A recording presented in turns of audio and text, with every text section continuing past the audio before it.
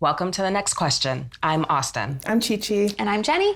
So today we've got with us Jasmine Guillory. Hi, Jasmine. I'm obsessed with Jasmine. All of her books. Totally. Her romance novels give me so much life.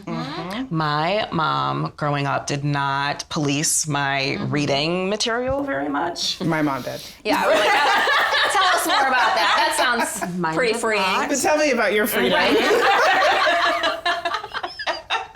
So I may have tried a couple romance novels in my early teen years. And I stopped reading them because they were so white-centered. And so to walk through a store and to be able to take home Jasmine's book that is all about romance and flirtation and being loved with a Black woman at the center, such a gift. Yeah. Her books are just joy, I feel like, on those pages. And I loved our conversation with her. I think even just talking through, getting her book published and, the structure that because sometimes we think about, white supremacy, racial justice in these like certain boxes, but you forget it's in everything. So as a Black woman, anything you're trying to do, you're usually going to have to fight through that on some level. But to even just talk about that and the joy that we get though from her books, her story, centering Black women, it was just great. And I loved this conversation. I'm so glad she's writing. I'm excited for her books to come, and I think she's got a couple of them in the hopper, which I'm excited about. But yeah, there was just so much joy. Yeah, I think also I was so struck by how much of a trailblazer she is, and how much like she's almost like, it's like under the radar. Like that's not like the point. It's not the point to be like the first New York Times romance novel featuring a Black woman. That's not it. It is about how do people in her, like her sister, her mom, how do people in her world feel seen? How does she feel seen? I just loved hearing the motivation for it. It just felt like, it felt like the purest call for representation or something about like at the core why this is just so important and so vital. And then I love when it veered into like talking about consent, talking about that you can have conversations around race that don't end in people like getting explosive or, that it could just be part of every day. So I just thought there was a lot that we got at with her that kind of surprised me, quite honestly.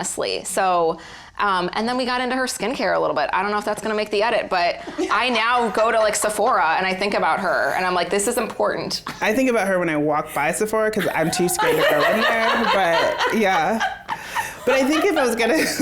Why are you scared to go to Sephora? It's overwhelming. Oh my gosh, what am I supposed to do with all that stuff? I don't know.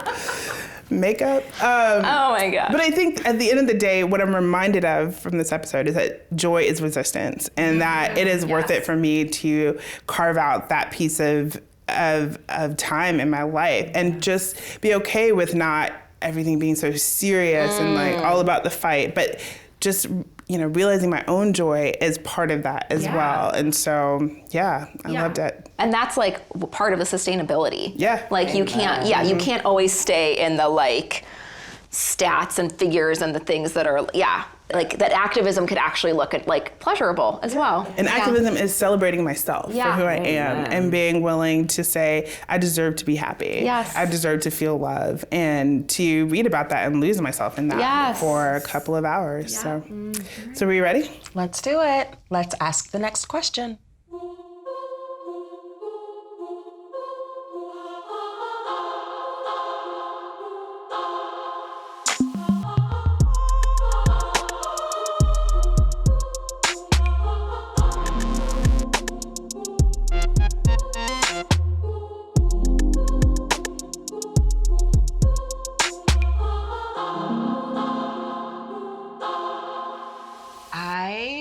When I was like preteen, I think, took my first stab at romance novels and felt real guilty when I realized what I had chosen. Right. I was like, but my mom never had restrictions on what I could read. If I picked it up, then and I could finish it, she was all good. And so, yeah. My mom was the same way. Yeah. Yeah, she did no restrictions. If it was a book, it was available to me. But I did not continue reading romance because everyone was white. And I was like, if I have to read about blushing cheeks and these things that I know are not my experience. Peach-colored skin. Right. I was like, okay. It just took me out of the experience of the story because I was so clear that this was not about me or anyone who looked like me. And it was even worse if they added things like skiing or going to the hockey game. Yes, right. Yeah. I was like, oh my God. Yeah. I cannot relate to any of this. So reading your books was so much fun. Oh, that makes me so happy. I felt like I was reading about me, about my sister, about my aunties, about real women that I know who are successful and maybe just a little bit afraid of love, but deserve it. And can have really great sex. Yeah, all of those things. All of those things. We don't have to choose. Yes, right? I feel like so much of media is the question, right? As opposed to creating the imagination that Black women could really have it all. Mm-hmm. Absolutely. How purposeful was that for you? Very much so, because, I started reading a lot of romance novels too, but I realized there were so many that didn't reflect me or my friends or our experiences in so many different ways. I mean, some of it was like, not enough out there about women of color, about Black women, but also, I wanted books about people who lived in cities and had careers that they cared about and all of that.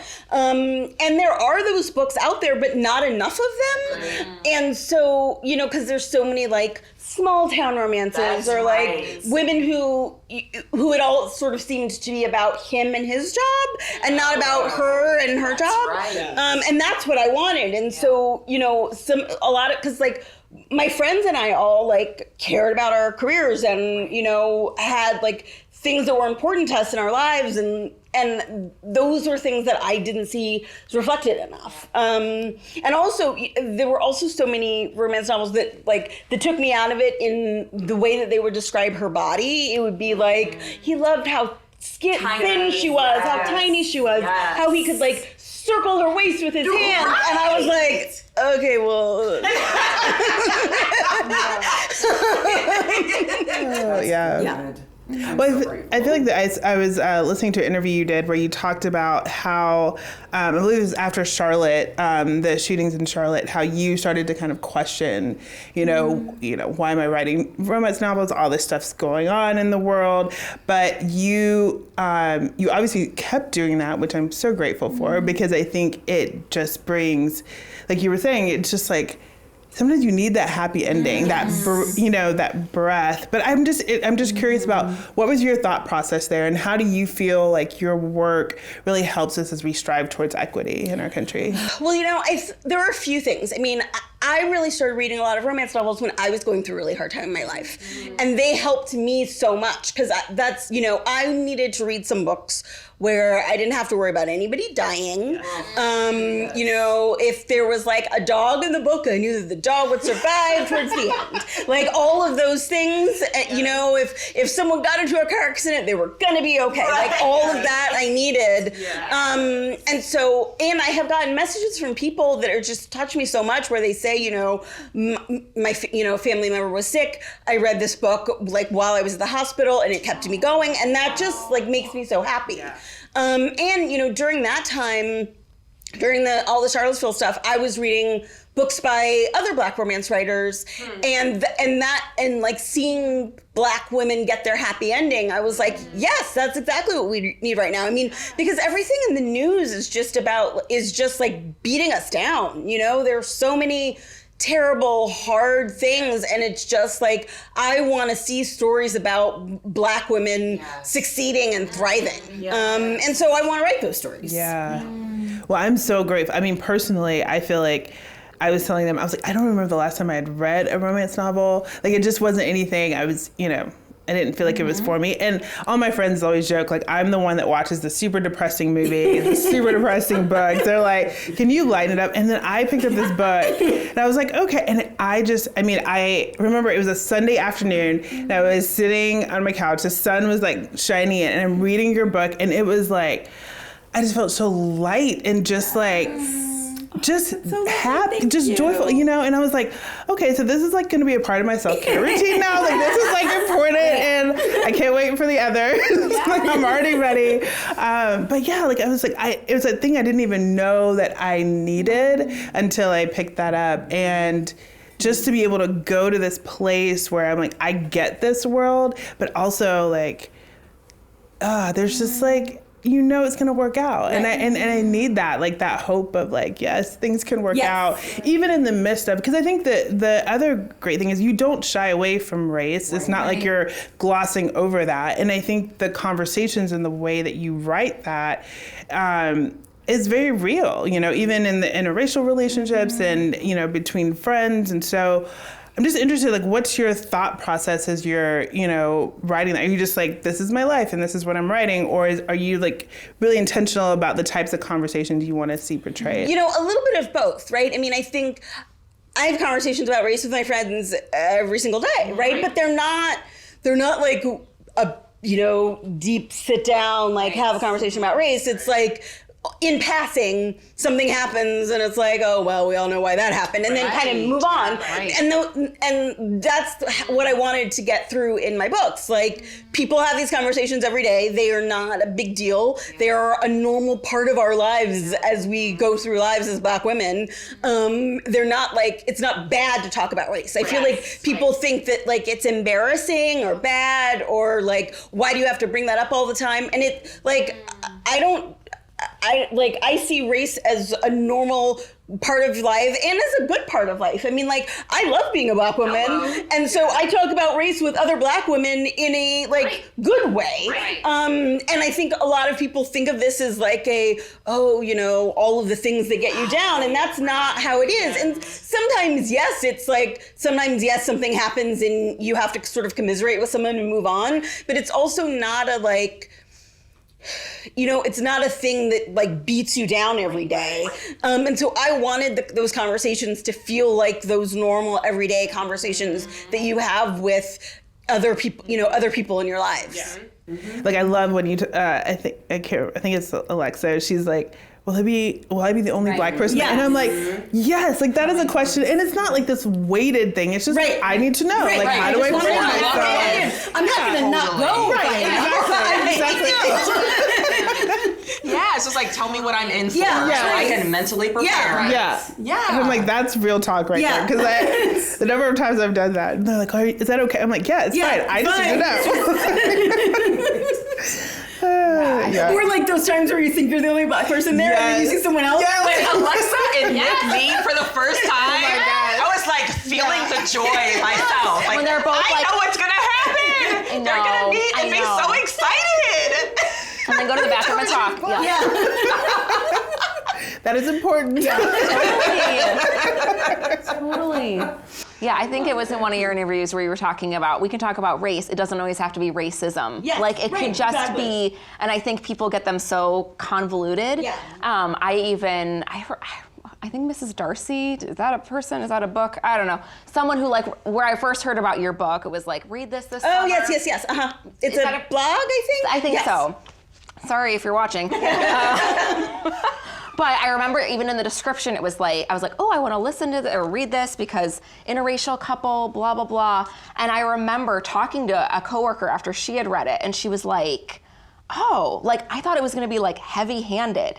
And I think there's just this like misconception that if you're talking about interracial relationships, if you're talking about race, that inherently means you're talking about racism versus just existence in the world, falling in love, having your career. And I love that even in that way, you're centering the Black women in your story, because you're not having it through the lens of explaining things or of pausing and quick time out, like, here's what's going on. You're just like, let's keep up. So I love that in really subtle ways, that you're even kind of subversive in what you're saying, that we can center Black women without it being these predictable stories that I think a lot of people are expecting.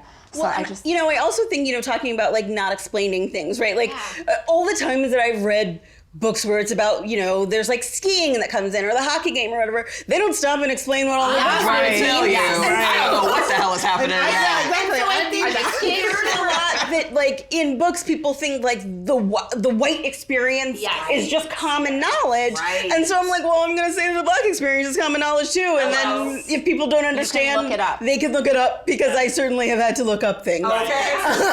It won't kill you to do that. Right. I love how fun and flirty it is because I feel like Black women are never treated as just fun and flirty. It is, I feel like we just inched toward being able to be geeky. And because of Issa Rae, we can kind of be awkward. And right, like we were just on the verge of seeing just personality at all. But fun and flirty was so fun to read and enjoy and envision. I mean, so we're not letting you leave here without talking about how consent shows up in your book. Alrighty, okay. Yes. Oh my Lord. Consent has never been so sexy, Jasmine. It has never, but it may not ever be. Right.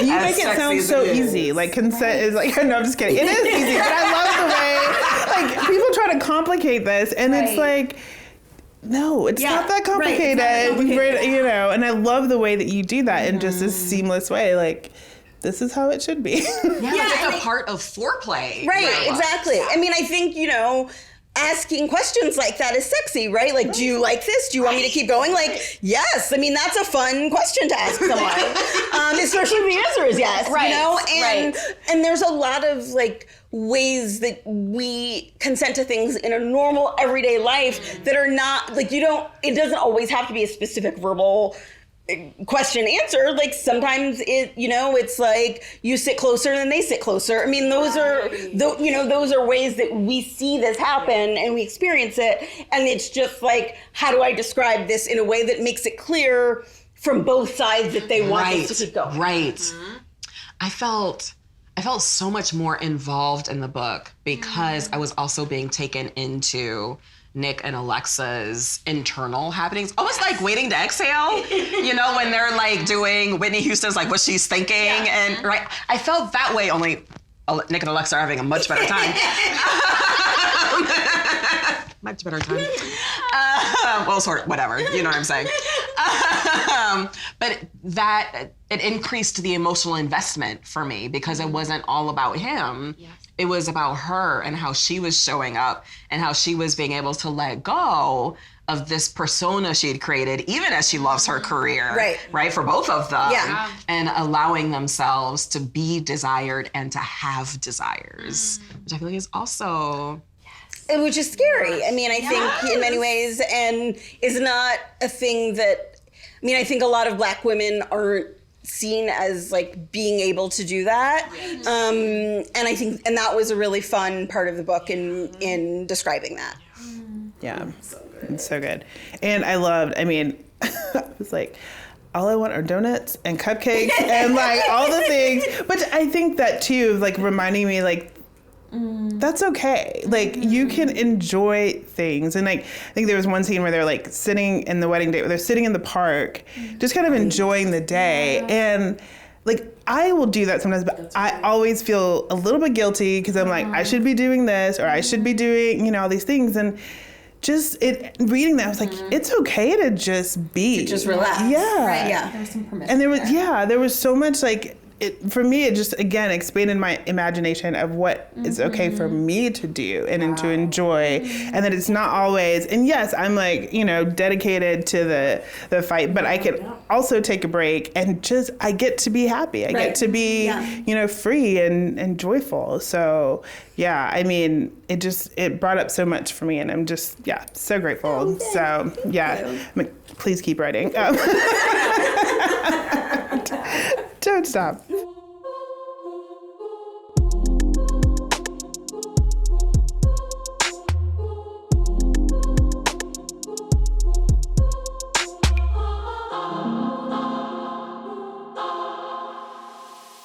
Well, one thing I want to talk about is like the writing process. So you said that as you were writing your book, that you really didn't get any feedback from Black women outside of your family and your close friends until the book was published.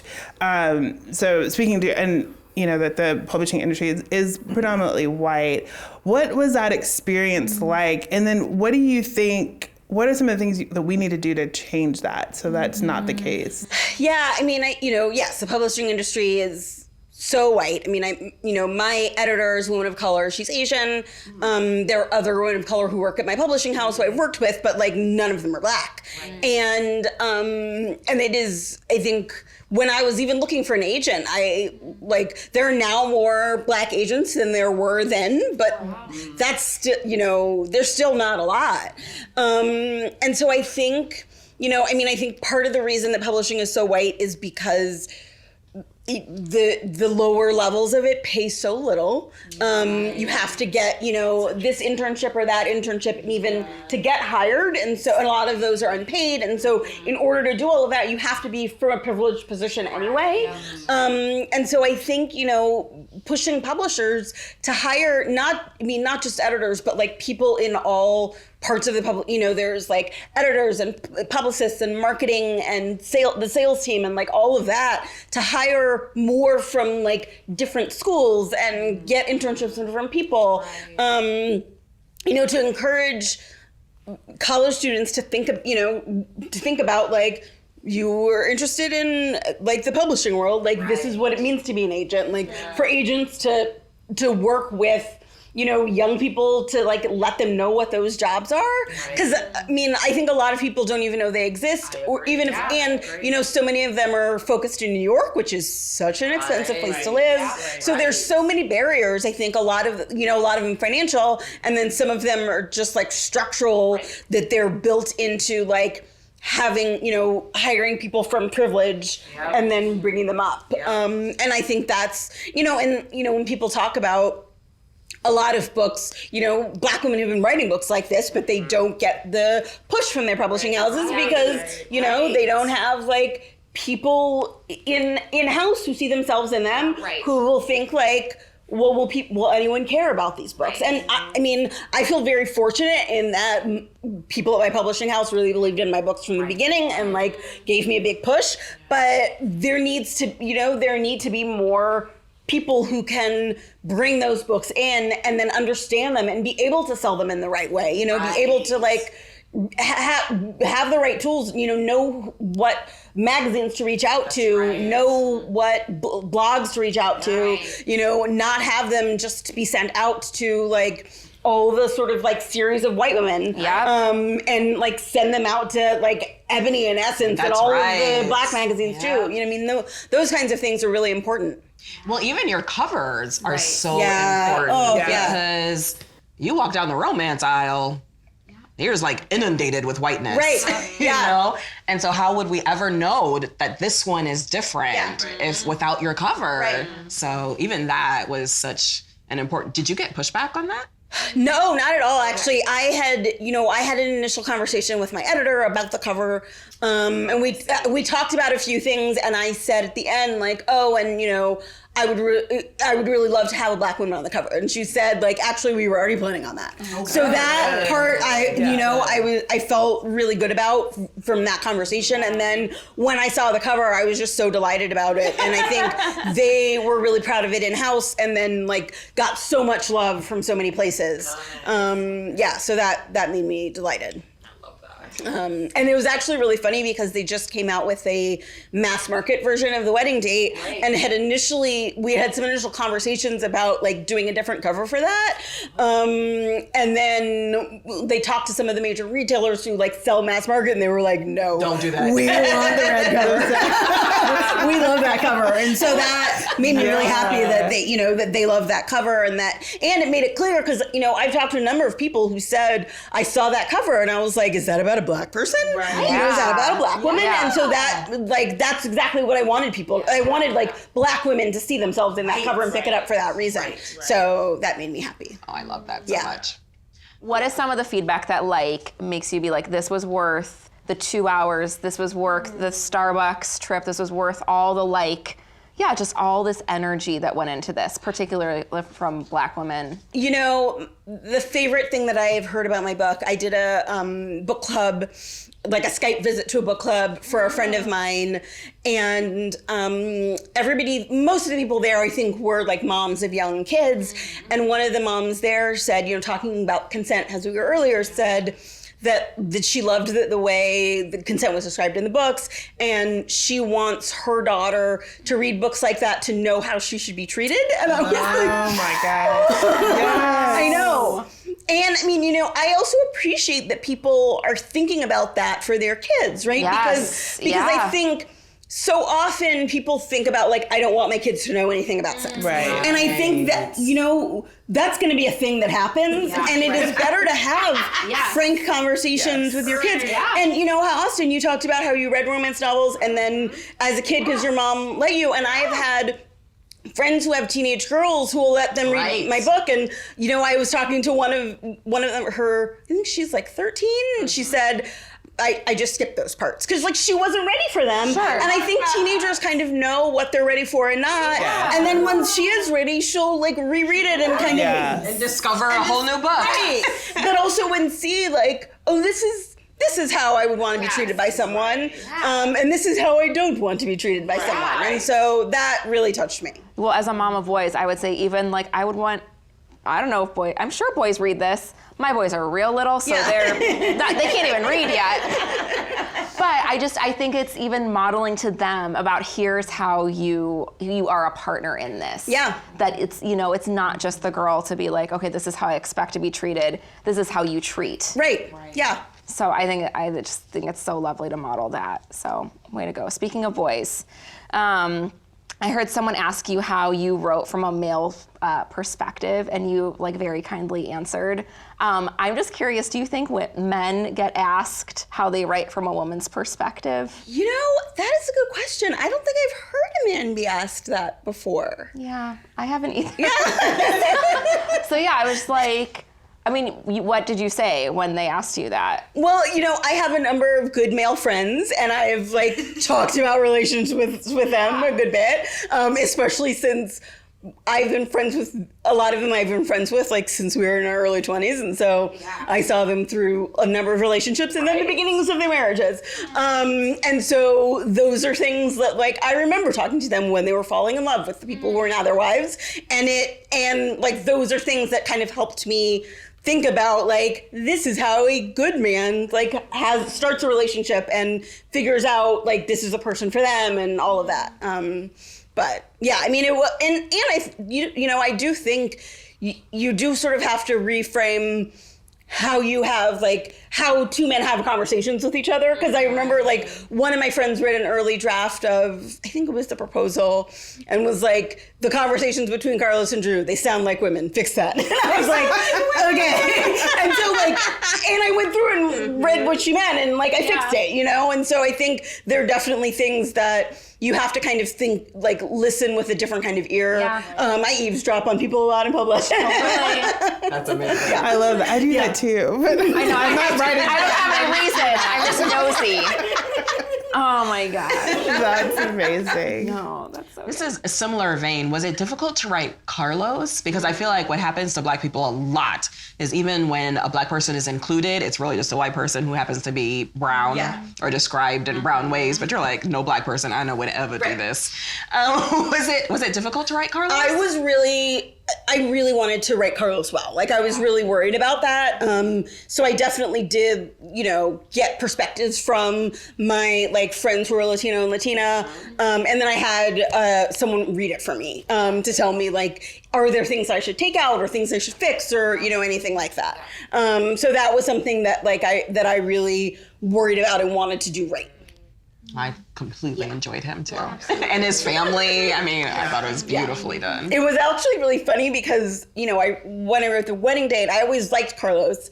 But I did not realize how much people would love him until, it was when, because I sent the book out to agents. And then when I started getting offers from agents, all of them were like, do you have a book in mind for Carlos? And I was like, oh, okay. I actually don't right now, but I go, but I did, and so that was actually really fun.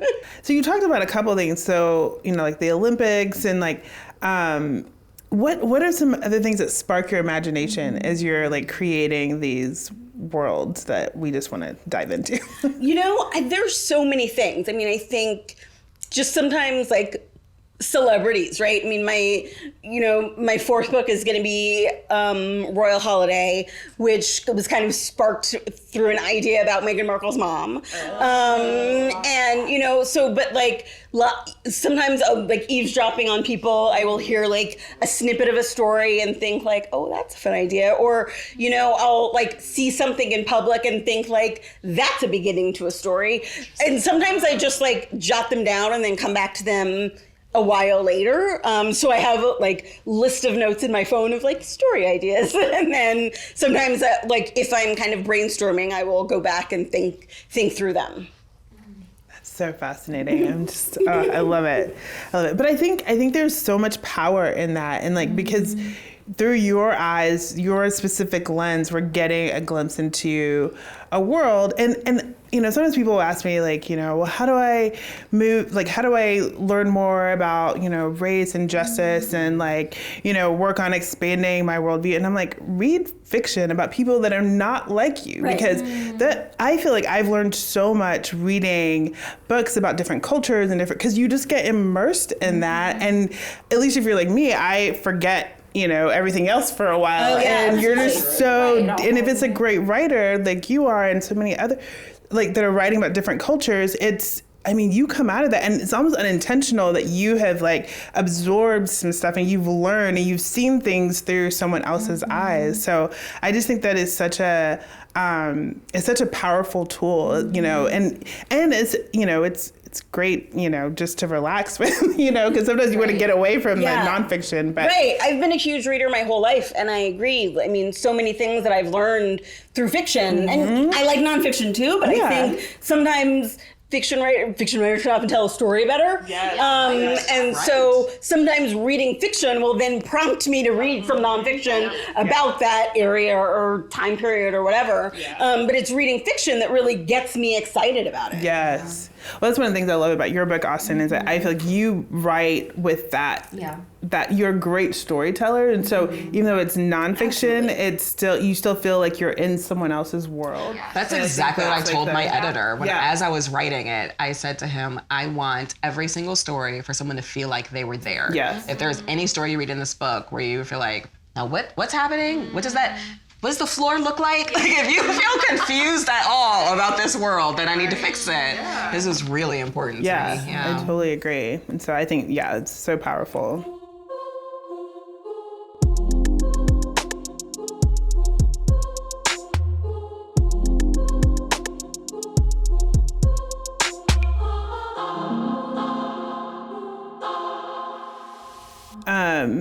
Okay, so if you could remove one barrier from your work as a writer, what would that be? Anything. I mean,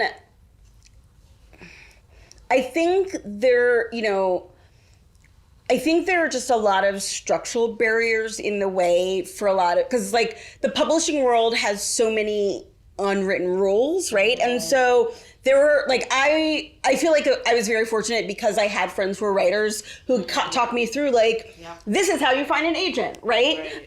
So I try to do that for other people now, is to like walk you through this, because those are like little steps that they aren't hard. They're just like, you have to kind of know how to do like these 4 things and then you'll find it. But I just wish that there was more, just more like education around that and easier to find all of that. I feel like you've been very generous with information, though. I think Roxane Gay is another person who does this really well. With just saying, this is how the advance works. Right. This is how contracts work. Yeah. This is why you shouldn't attend that workshop, but should attend this one. Mm-hmm. It's just so helpful because writing is so isolating, or has a potential to be so isolating. Yeah.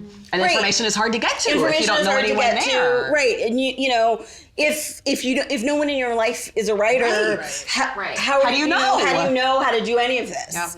And people reach out to agents and do the wrong thing all the time. Right. And a lot of times people just don't know. Right. And so I think the more information that's out there, the better. Yeah.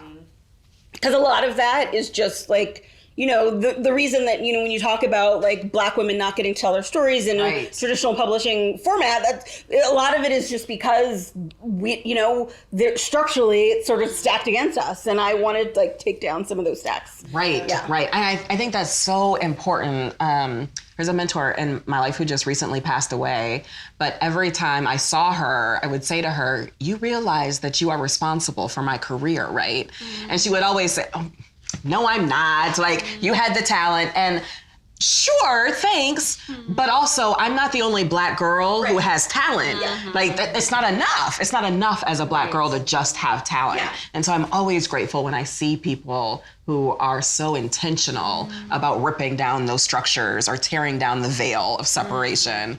To give access to more people. Yeah, and lifting each other up. I mean, because, like, we've all gotten to where we are because somebody else like reached out a hand and helped. That's right. That's right. Yeah, so grateful.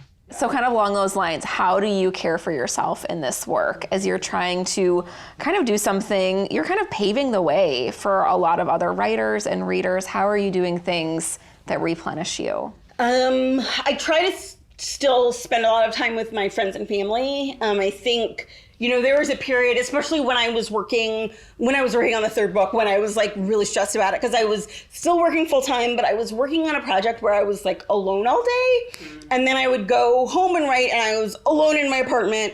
And I am a person who like needs other people around me. And so I was just in my own head too much.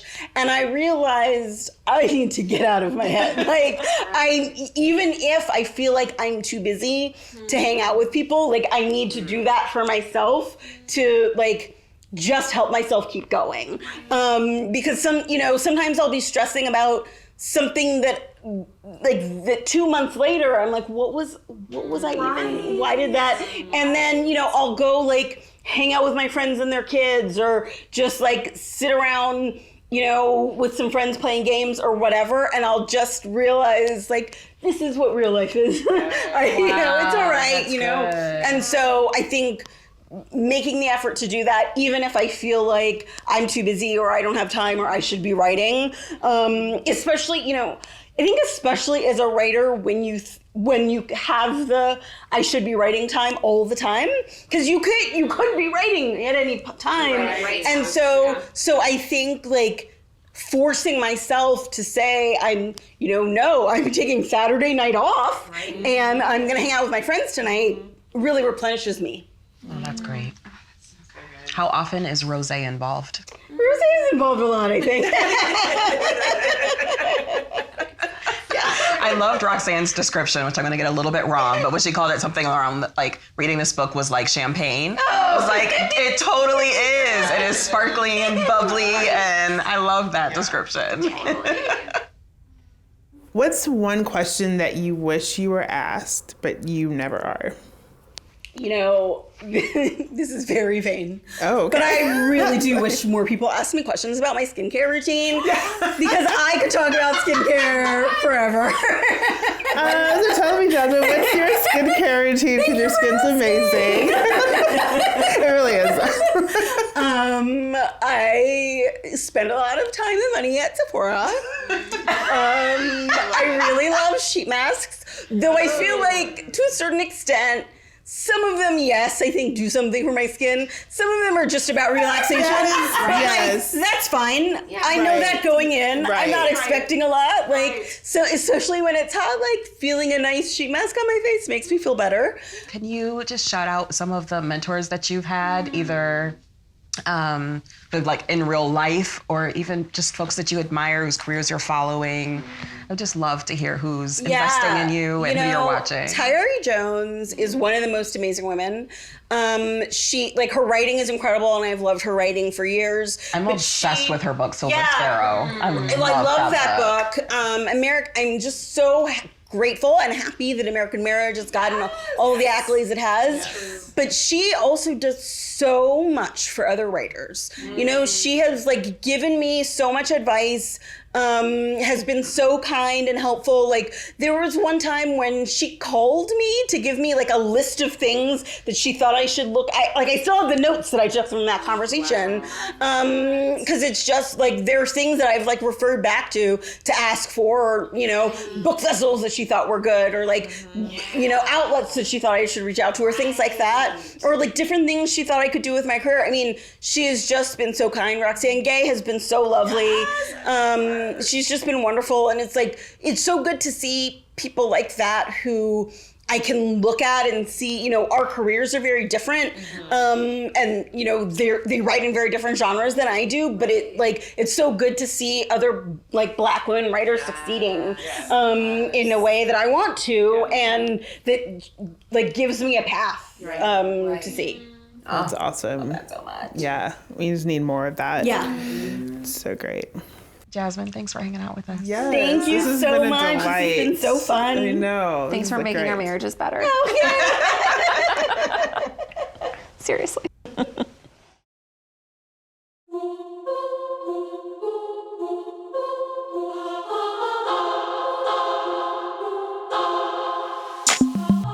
We don't know how to address the fact that this stuff is still in the air. People tell the story like Dr. King preached the I Have a Dream speech and then ascended into heaven. Especially in anti-racism work, I say Black women are 100% experts regardless. I'm deeply invested in building movements where folks aren't shamed for not coming out of the womb, understanding cis heteropatriarchal violence. Prison isn't addressing trauma, it's not addressing violence. Prison is a place of trauma and violence. Everything in the news is just like beating us down.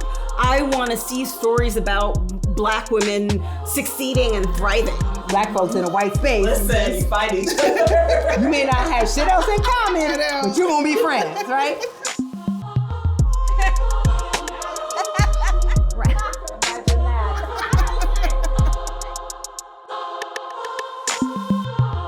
I love all the warm-up questions. I really... I was like, hell, we're